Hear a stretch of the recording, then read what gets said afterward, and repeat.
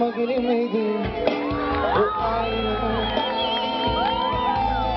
Kendime soruyorum, cevap yok. Neden ayrıldık?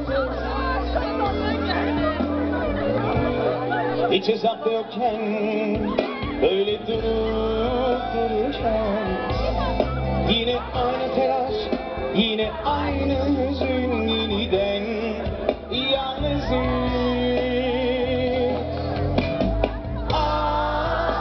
Acıyor batınım bazen, ama gel diyemem, gelme hiç diyemem.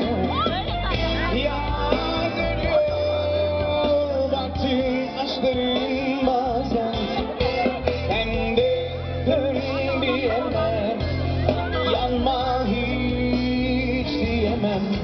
Yan sen, bir ses gibi, herkes gibi, günler gibi yan.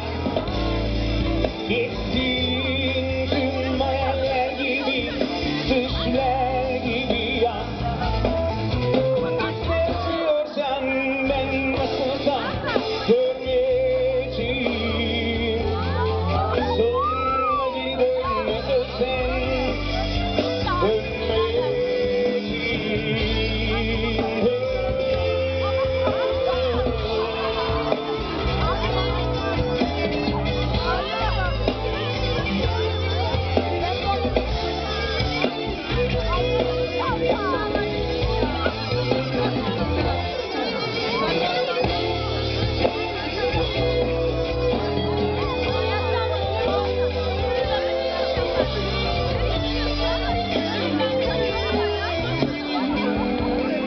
Hadi bay bay, biz gidiyoruz.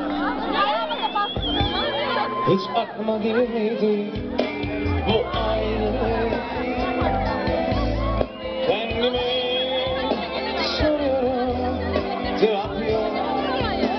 Neden ayrıldık?